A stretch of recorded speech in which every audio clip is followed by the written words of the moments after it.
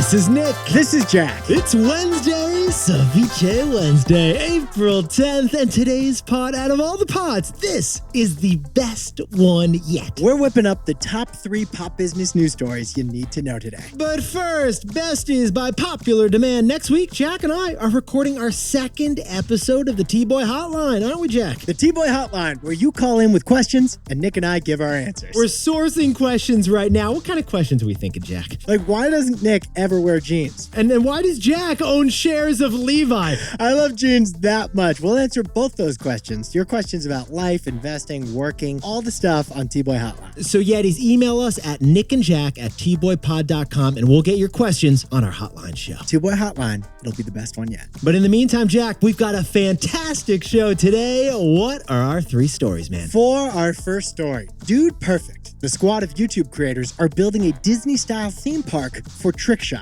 And a private equity firm just gave them a $100 million check to do it. For our second story, it's Bain. This consulting company just told us the secret to a successful corporate acquisition. Because 60% of acquisitions fail, or do they? And our third and final story. TikTok doesn't care that America's trying to ban it. So TikTok is launching a new photo sharing app. TikTok is zucking Instagram, and you heard it here first. But Yetis, before we hit that wonderful mix of stories. I mean, what a fantastic mix of stories for Ceviche Wednesday, man. Love the mix.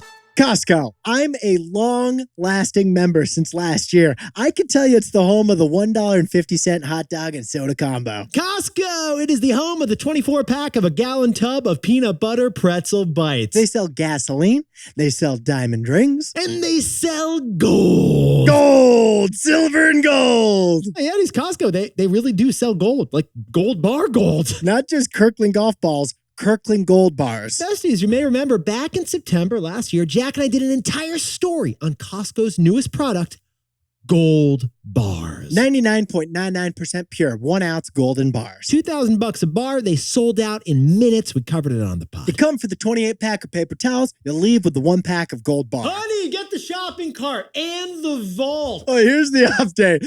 Costco isn't just selling gold bars. They might be the #1 seller of gold bars, like in the country. Get this. New Wells Fargo estimates say that Costco is selling $200 million of gold bars every single month. Now that's a bulk order. We repeat, Costco sells an estimated $200 million in physical golden bars every month. All right, Jack, carry the 1, add the 9. That's $2 billion with a B dollars in gold bars in a year if they keep this up. And that's 100,000 bars per month. That's also 138 gold bars every hour if we keep going this way. Now, why are Costco members snatching up every bar Costco will serve them? Well, gold prices are at an all-time high, and nothing investors buy more when they're a little bit scared than gold. The only thing missing on these golden bars is the Kirkland logo. Huge missed opportunity. How'd they not stick a Kirkland brand on that gold bar, man? So Yetis, next time you're at the Costco food court, put down the churro and put down the double chunk chocolate cookie bar. Because gold bars are the new chocolate bars.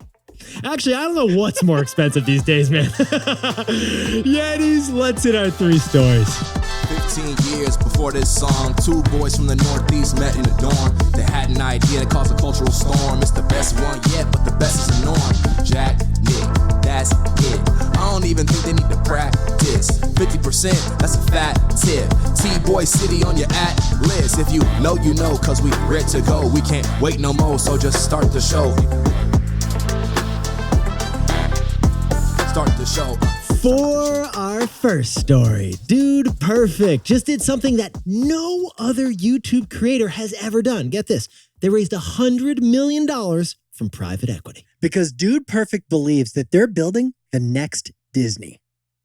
Jack, if we are going to tell this story, let's go back in time 15 years ago. Take us to a college dorm room, man. 5 college roommates from Texas A&M were just messing around in the backyard. They tossed a basketball from the roof of the house into a hoop that happened to be in the back of a moving pickup truck. Let me repeat that. One of the guys was on the roof of their house. Another guy was driving a pickup truck that had a basketball hoop in the truck bed.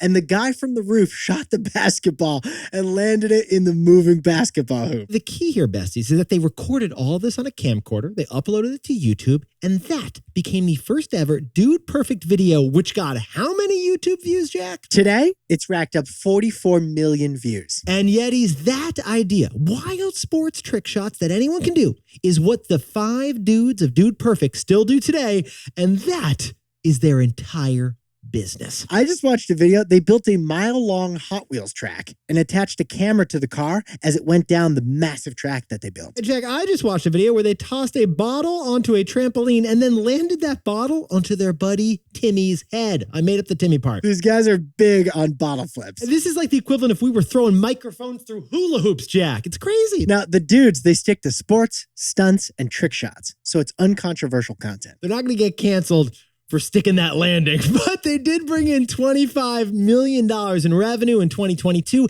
and now Wall Street wants in on that trick shot money. So Dude Perfect just raised $100 million of fresh cash from private equity to turn their YouTube business into a multimedia empire. But Yetis, here's what Jack and I found fascinating about this business. The way Jack and I see it, building a media company is a lot like building a house, isn't it, Jack? You're always thinking about your next addition. With a media company, even like our media company, you're always trying to add a new addition. Bathroom here, patio there, grill goes over here. But nobody's done it as well as Dude Perfect because they don't just have a YouTube channel with 60 million subscribers. No. Dude Perfect has turned trick shots into multiple business models. Kick it off with sports equipment. Dude Perfect has Dude Perfect branded footballs and a partnership with Nerf. They also have board games. A Dude Perfect bouncy tic-tac-toe game. Dude Perfect is even in the food and beverage space. They partnered up with Smoothie King and have the top-selling smoothie there, the Dude Perfect smoothie. And Dude Perfect's in streaming. Amazon's Thursday Night Football, Dude Perfect does an alternate telecast of that NFL game. Dude Perfect's next big business model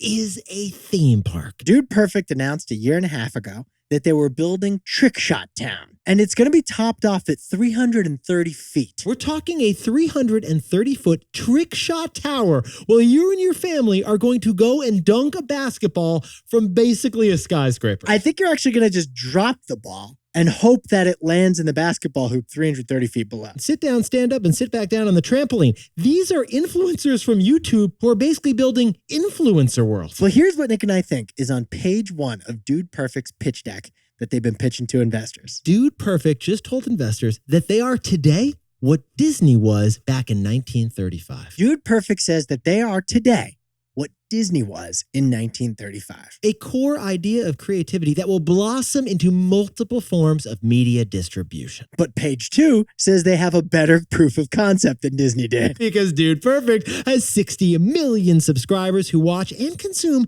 anything they create, like tossing a microphone through a hula hoop. So, Jag, what's the takeaway for our buddies over at Dude Perfect? Creators have replaced athletes as the idols of America's youth. Yetis, again, $100 million private equity check, that's a big check. But here's the story and key statistic that we think convinced private equity to write that check. There's a little paraphrasing here, but here's what the investor said. When you talk to teenagers and kids that watch the dudes, 3 out of 4 of them say that they want to be an influencer or a creator when they grow up. 3 out of 4 kids these days want to be an influencer? That's a big shift. Now, when I was a kid, when Nick was a kid, 3 out of 4 kids wanted to be athletes when they grew up. Athletes were our idols. Today, it's online creators. Like, you want to be Kim K, not MJ. Just like the massive media and merchandise businesses that were built around athletes, the same empires are now being built around creators. Because when it comes to money, cash follows the kids. And creators have replaced athletes as the idols of America's youth.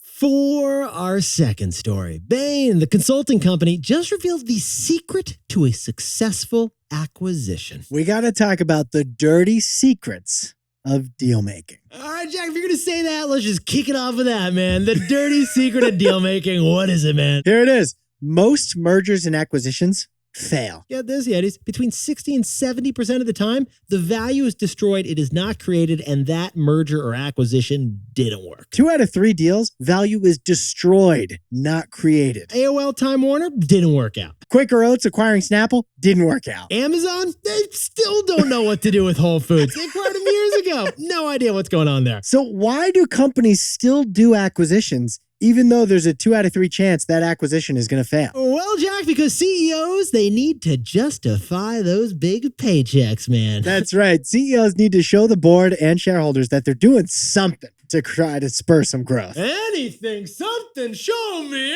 anything, man. And that theory that most M&As fail, it was affirmed back in 2004 by a study from Bain. Bain, the management consulting firm, said that 60% of mergers and acquisitions failed to live up to expectations, according to the very CEOs who made them. There you have it. 60% of deals are bad deals.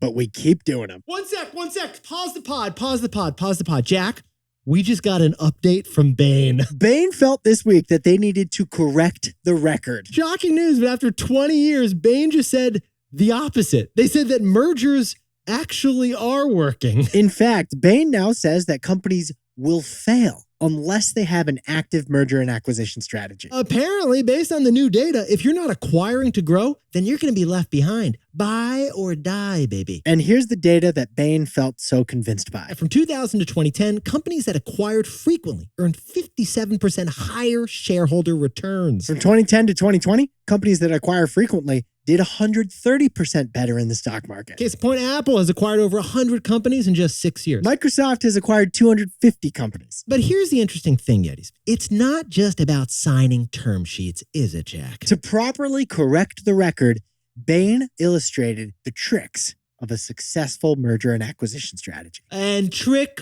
number 1, if you want a successful acquisition, don't acquire to get bigger, acquire to get better. In 2004, Sears merged with Kmart simply to get bigger. And that mega deal did not work. On the other hand, in 2008, Bank of America acquired Merrill Lynch to get better. They added a brokerage to a bank, and that did work. Don't acquire to get bigger, acquire to get better. Which leads to rule number 2. If you want a good acquisition, go full CIA with complete due diligence before you buy that company. Before 2004, when deals were bad, acquirers would merely look at the financial statements before they bought a company. But now acquirers are tapping into expert networks. They are literally finding current and ex-employees to get to learn about the company they want to buy. They're finding basically corporate spies, like people who work at like Nestle. An acquirer will pay that person at Nestle to share the dirty secrets of what's really happening at the company. Like, hey, Darlene from Dunkin', what can you tell us about Dunkin' before we acquire Dunkin'? If you want a successful acquisition, go full CIA and find somebody who works at the company who will spill the beans of what's really happening. But Jack, what is the takeaway for all of our buddies doing mergers and acquisitions? M&A is like a muscle. The more you work it, the stronger it gets. Now, Yetis, Jack and I, we've sold our company before. We've spun it out before, too. And we've worked with a few internal merger and acquisition people. It's typically the biz dev team. And those biz dev people told us that the key is not just acquiring the right company. It's integrating that company after you buy them. Okay, here's what they realized. The first company is the hardest to integrate. The second company is the second hardest. And the third company is the third hardest. With each successive deal, biz dev and management begins to understand their own company better and how to integrate another company better. And that is why Bain said that undoubtedly the number one predictor of a successful acquirer is experience. That's why the riskiest deal of all is the big one-off deal from an inexperienced acquirer. Like picture that AOL deal where they merged with Time Warner years ago. Didn't work out. It was a big random one-off deal to get bigger, and it did not work out. Because besties, merging and acquiring are verbs just like running and lifting. M&A is like a muscle. The more you work it out, the stronger you get. For our third and final story, TikTok is ignoring threats of getting banned, and instead, TikTok is about to launch a new Instagram knockoff. That's right. TikTok is about to zuck Instagram. Jack, last month, the House of Representatives voted to force TikTok to divest from China or get banned in America. So for a month, we've been wondering, will the Senate vote to ban TikTok? The momentum's kind of stalled right now. That's the update. So now TikTok's doing what they've been doing the last 4 years, assuming that they won't get banned and plowing on with new initiatives. Well, TikTok is actually going on the offensive. In fact, you may have noticed TikTok's next move. If you've been on TikTok lately, you might have noticed a funny pop-up. Yeah, a weird pop-up on your screen. What did that pop-up say, Jack? Your existing photos will be shared on a new TikTok app. Besties, this is not a joke. This is not a drill. TikTok confirmed that they are working to launch a photo app. So if you've posted photos on TikTok, they're going to migrate them over to this new TikTok photo app. Now, based on the TikTok coding, which Jack and I did not go into TBOY style, this new app will be called Notes. Huge missed opportunity. Should have been called TikPic. Oh, yeah, or PicTok. Oh, I love TikTok. Do it, TikTok. Take PicTok. But what should TikTok really have called this new photo sharing app? Instagram. Yetis, what's going on here is that TikTok is zucking Instagram. TikTok is launching an identical scrollable photo app. That means we've come full circle when it comes to companies stealing each other's social media features. We've totally come full circle on this, Jack. Because 4 years ago, Mark Zuckerberg was freaking out from TikTok's growth. So Mark Zuckerberg does what he does best. He zucked TikTok. He copied TikTok's key feature, a vertical feed of short-form videos. They call it Instagram Reels, and that's been the source of Instagram's growth the past 4 years. All right, so Yetis, just pause the pod for a second. Instagram first zucked TikTok, but now TikTok is zucking Instagram. Not to get ironic, but how meta is this? That is so meta, Jack. And why is TikTok doing this? Because right now, Instagram is beating TikTok. Yetis, last year, Instagram grew by 20%. That is a growth surge. But TikTok's growth slowed to just 4% last year. So after Instagram zucked TikTok, TikTok is now re-zucking Instagram. It's a zuck fest. So Jack, what's the takeaway for our buddies over at TikTok? I mean Notes. We have reached late stage social media. Yetis, you know that Spider-Man meme? Like the one where like each of the Spider-Men are staring at each other? There are 3 Spider-Men. That's what this reminds us of. Because right now we're at peak social media. Every social media app has copied the features of all the other social media apps. This began in 2016 when Instagram copied Snapchat with Instagram stories. And it's being completed now with TikTok copying Instagram's photo feed. Now, interestingly, this copying of each other, it happens eventually in all industries. Well, it sure as it does. You see it in cars, you see it in banks, you see it in streamers. After a few years, everyone starts zucking each other. With cars, with banks, with streamers, they're all pretty much offering the same stuff these days. Because as the best ideas of innovators get emulated, the result is a bunch of lookalikes. Mature industries, they often result with just a little bit of differentiation between the competitors. Well, in social media, the difference is the algorithm. And that is what will determine which app wins. Whose algorithm will show you just the right videos and pictures to keep you scrolling a little bit longer. Don't shut the app. The social media apps are zucking each other features. We've reached late stage social media.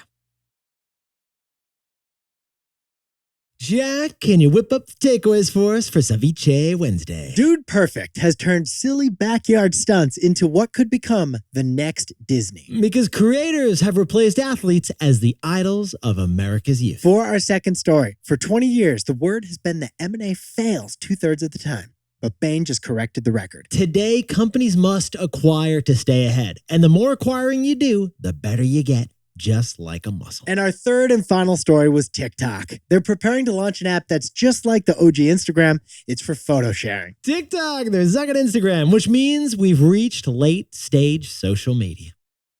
But Yetis, this pod's not over yet. Here's what else you need to know today. Today, we get the celebrity of economic reports. The CPI report comes out today. This reading will determine when the Fed cuts interest rates. If inflation remains stubbornly high, then we'll probably have higher rates for longer. But if inflation has fallen, maybe the economy is ready for some lower interest rates. And second, Sunday's Iowa versus South Carolina national championship game averaged 18.7 million viewers. That makes that the most watched basketball game of any kind in 5 years. That women's college basketball game had more viewers than any basketball game, men or women, pro or college, in the last 5 years. Finally, Jack and I have a UPDATE. Scrabble is changing the rules. For the first time in 75 years, a new version of Scrabble is coming out with easier rules. Scrabble worries that the game is too intimidating and it needs to become more collaborative. Okay, so Hasbro's new version will let you compete in teams. It'll be easier to play, and it'll be faster to play. I'm all for this, man. Because if you sign up to play Scrabble, you're signing up for like an hour and a half of intensity. Jack gets STRESSED. It's like golf. Like 18 holes is way too many. Can I play 9 instead? 6. 6 would be great. We're good with 6. So I assume this new Scrabble is like 6 holes of golf. It's a par 3 6-hole course of Scrabble, Jack.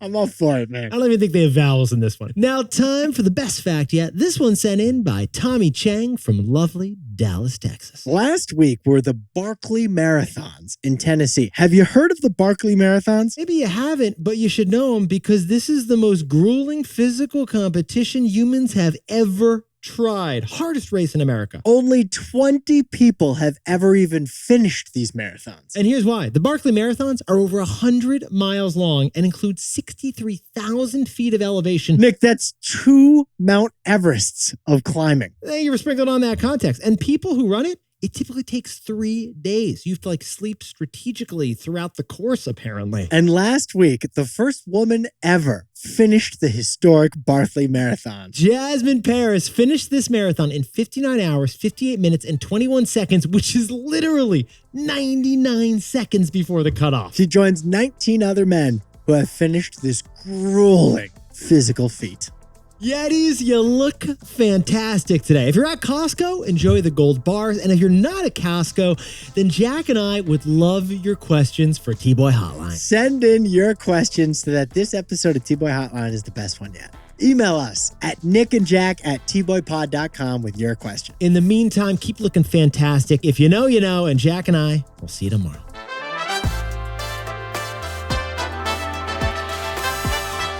And before we go, congratulations to Yeti Haley Olivares for the birth of baby number 1, Delilah. Your hubby Isaiah is loving you in Pueblo, Colorado. Happy 6-year anniversary to Ashley Wendland and Julian Roman in Chicago. And congrats on the new bud tender job. Keep running. Congratulations to Matt Brooks for opening his first eBay store selling vintage books in Boca Raton. And Sarah E. Yamas is turning 28 years old with a birthday and a new job in her baggy Levi's of San Antonio. Happy 9th birthday to Noah Lapham, a math whiz with a huge heart in Lakeland, Florida. And a happy 20th birthday to Anna Kolakowski in lovely Louisville, Kentucky.